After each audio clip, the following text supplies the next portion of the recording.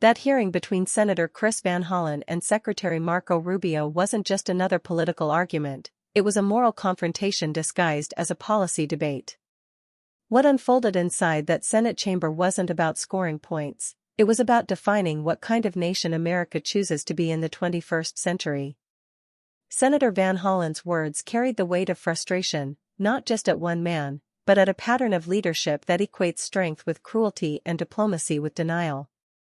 His tone may have sounded harsh, but that sharpness came from witnessing something tragic, the steady erosion of empathy from the core of American foreign policy. When Van Hollen described the humanitarian catastrophe in Sudan, he wasn't just reciting statistics, he was painting the human consequences of bureaucratic coldness. Freezing U.S. humanitarian assistance meant shutting down nearly 80% of the emergency food kitchens that kept millions alive. 2 million people, men, women, and children, were left to face famine. He reminded the room that those weren't numbers, they were names, faces, stories. Mothers watching their children starve while warehouses full of food sat idle because officials refused to authorize aid. This wasn't mismanagement, it was moral negligence. That's why he accused Secretary Rubio of turning away from genocide in Sudan while inventing one in South Africa. It wasn't just rhetorical flair, it was a diagnosis of how racial and ideological bias can warp a nation's moral compass.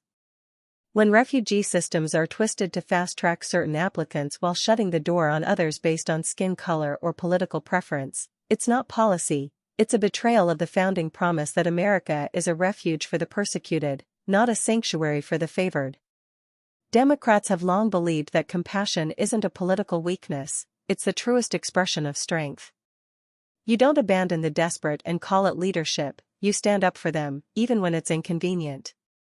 Then Van Hollen pivoted to Gaza, reminding the secretary, and the country, that for 78 days, no food entered a region where millions were starving. 57 children dead from malnutrition. 14,000 more on the edge. That's not an abstraction. That's what happens when silence becomes foreign policy. Van Hollen's question, "Why didn't you speak out?" cut to the heart of what democratic foreign policy stands for, the belief that human rights don't stop at borders, and that America's moral authority depends on our willingness to confront cruelty, even from allies. But what made this hearing truly historic was what came next, the confrontation over deportations and free speech. Van Hollen laid out cases where students were detained or deported for nothing more than expressing political views about Gaza. No threats, no violence, just opinions. When Secretary Rubio proudly declared that he had revoked visas for protesters, calling them lunatics, the deeper issue emerged, whether the United States still believes that freedom of speech is a universal right, not a conditional privilege. History echoes loudly in moments like this. During the McCarthy era, fear was dressed up as patriotism. Dissenters were branded as threats to national security. Books were banned, teachers silenced, careers destroyed. America looks back on that era with shame because we know that punishing speech never protects democracy, it poisons it. When Van Hollen reminded Rubio of Attorney Joseph Welch's famous words, "Have you no sense of decency?" he was invoking that same moral memory. Then came the most chilling part of Rubio's defense.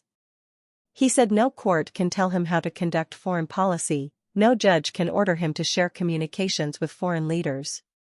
He was arguing, in essence, that he is beyond judicial oversight. That statement may sound technical, but its implications are enormous. America was built on the idea that no branch of government, no leader, is above the law. When an official treats court orders as suggestions, we inch closer to autocracy. The same constitution that gives power to the executive also binds it to transparency and accountability. That's not interference, that's democracy doing its job.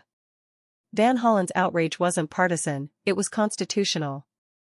Democrats have always believed that power must be restrained by principle. The moment a government claims immunity from judicial review, it crosses the line from republic to monarchy.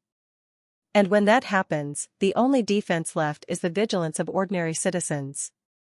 This hearing also revealed something fundamental about how Democrats view foreign policy itself. To them, aid isn't charity, it's moral strategy. When America helps feed the hungry, treat the sick, or rebuild war-torn communities, it isn't just doing good, it's making peace. It's showing that our power serves a purpose higher than domination. Rubio's mockery of social cohesion programs or psychosocial services shows a philosophy that sees everything in terms of transaction, not transformation. But that view forgets what history already proved: starving nations become unstable nations, and hopeless people become vulnerable to extremism. Compassion is not weakness, it's prevention. And consider what that says about the larger moment we're living in. Around the world, democracies are under strain. Populism and authoritarianism thrive by turning empathy into suspicion and turning fear into policy. The hearing was a microcosm of that global struggle. Van Hollen represented the idea that power should serve humanity, Rubio represented the belief that humanity can be sacrificed for political power. The difference may sound philosophical, but it shapes lives in refugee camps, universities, and homes across the world. In every generation, democracy needs people who will say what Van Hollen said in that room: "Have you no sense of decency?" Those words are not insults, they are reminders. Reminders that patriotism without principle is dangerous, that leadership without compassion is hollow, and that silence in the face of injustice is complicity. So what should we, the viewers, take from this? We must learn to connect policy headlines to human consequences. We must learn that oversight hearings aren't theater, they're democracy testing its pulse. And we must understand that freedom and fairness don't protect themselves. They survive only when citizens demand it. Ask yourself, when a government deports a student for speaking, whose freedom is next? When aid is blocked for starving families, what values are we defending? When court orders are brushed aside, what happens to justice itself? These are not abstract questions, they define the future we're building. That's why it's not enough to watch. We must act. Write to your representatives.